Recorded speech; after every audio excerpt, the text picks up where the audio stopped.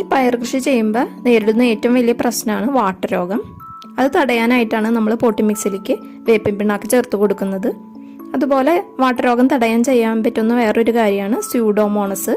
ഇത് നമ്മളൊരു spoon 1 litre വെള്ളത്തിൽ കലക്കിയിട്ട് ചെടിയുടെ കടയിലും ഇലകളിലൊക്കെ സ്പ്രേ ചെയ്ത് കൊടുക്കാം. മാസത്തിൽ 2 വട്ടം നമ്മളിത് ചെയ്യണം. എന്നാൽ പയറൊക്കെ ഉണ്ടാവാൻ തുടങ്ങുന്ന സമയത്ത് നമ്മൾ ഒരിക്കലും ഇത് ചെടിയിൽ കൊണ്ട് സ്പ്രേ ചെയ്യരുത്, കടയിൽ മാത്രം ഒഴിച്ചു കൊടുക്കുക.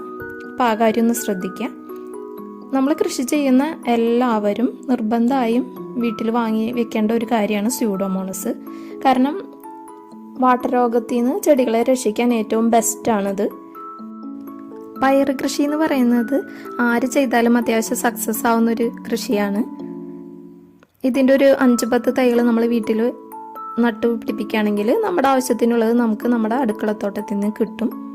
അപ്പോൾ എല്ലാവരും പയർ വീട്ടിൽ വളർത്തി നോക്കുക.